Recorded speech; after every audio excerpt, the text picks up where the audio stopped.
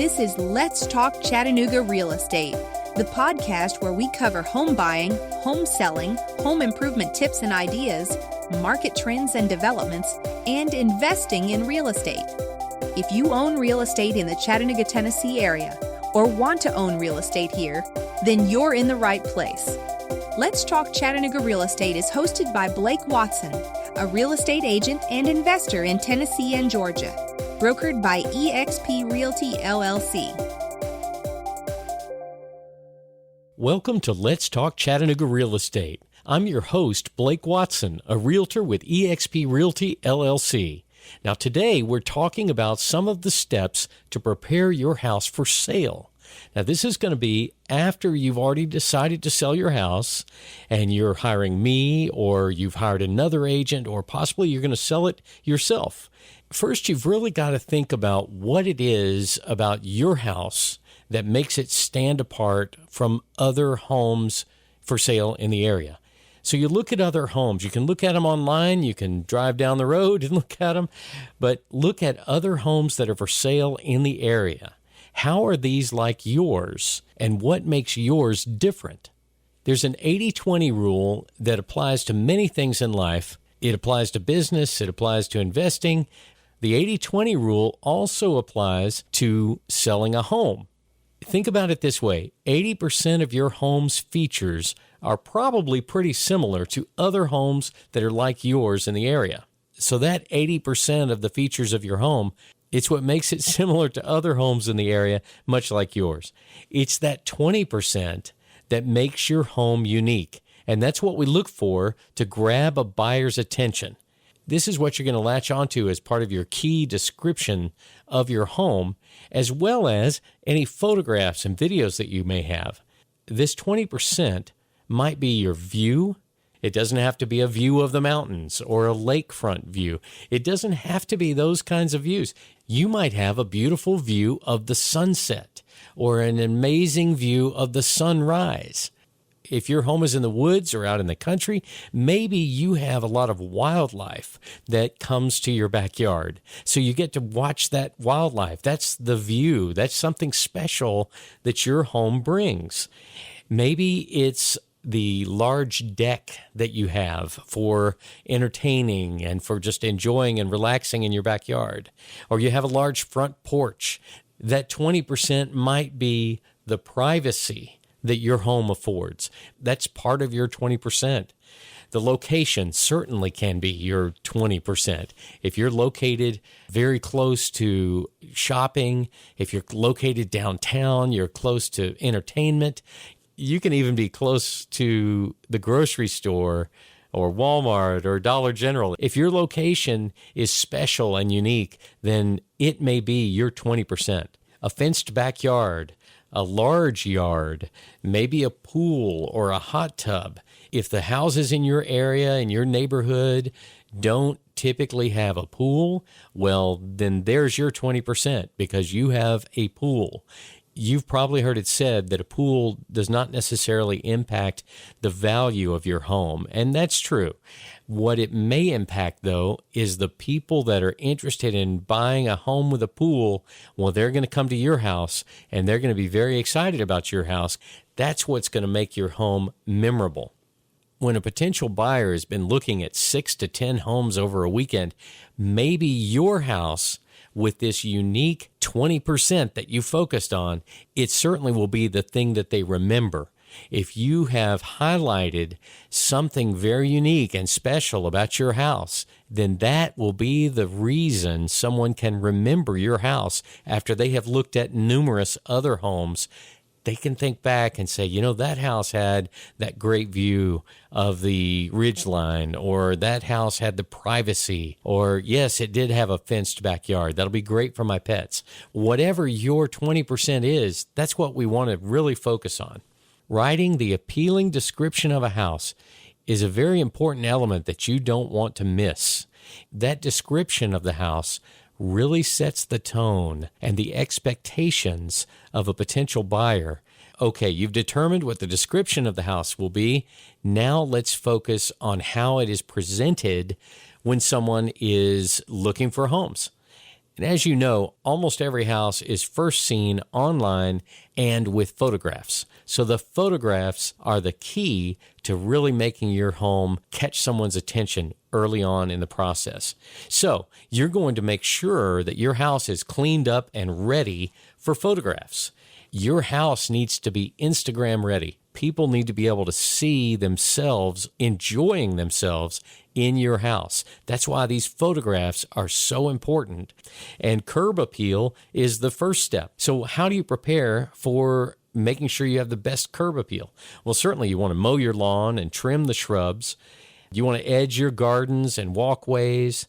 You want to take cars out of the driveway, make sure the driveway is clean. And you want to hide any garbage cans inside the garage, sweep the walkways and driveways, remove any branches or litter or children's toys, anything like that. And if there's some bare spots, you want to add some color, maybe plant some flowers or at least put some pots of plants in that area. Any mildew or moss needs to be removed from walls or walkways. You can soft wash the house exterior, particularly if there's any mold or mildew on it. You're going to want to wash it, and you'll do that with the proper chemicals, a soft wash. You also can wash the gutters. If you wash the porches, the decks, the entire exterior, it'll really make the coloration of your house pop and look much cleaner and sharper. And when you're cleaning windows, don't forget to lower your garage doors and wash those windows too. Those little windows on the garage door are probably some of the first windows someone even notices as they're pulling into your driveway. If you have a wood pile, you want to make sure it's stacked neatly. Clean and repair any patio or deck areas. If you have any loose boards or loose rails, that needs to be tightened up and repaired before you're ready to show this house. Remove any outdoor furniture that's not in good shape. Outdoor furniture is okay to leave in place if it's in good shape and looks very inviting. You want the buyer to be able to imagine sitting in these chairs on the back porch or on the back deck around a fire pit. Maybe you have a fire pit there, and if you have the fire pit, we'll have it lit. The photographs need to convey a very inviting and easy to live in atmosphere.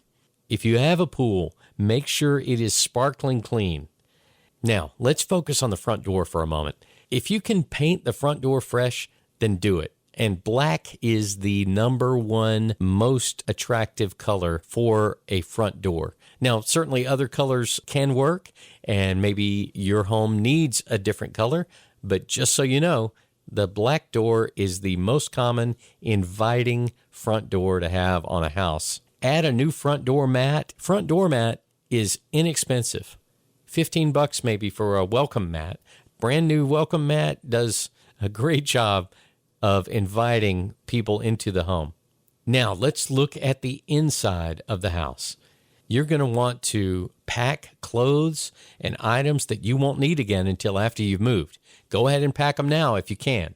You'll want to remove any extra furniture, any worn rugs, items you don't use, put away papers, any toys, especially anything that would be on your staircase. I know my home has stuff on the stairs on a regular basis, almost all the time. Those things need to be removed, not only for your home to really look clean and sharp, but also for safety. Repair the easy fixes. If there's a loose doorknob or cracked molding, maybe a dripping faucet or a screen door is off its track, make those repairs because they're easy, and a small repair that is ignored or not done can really make a buyer question what else is wrong with this house.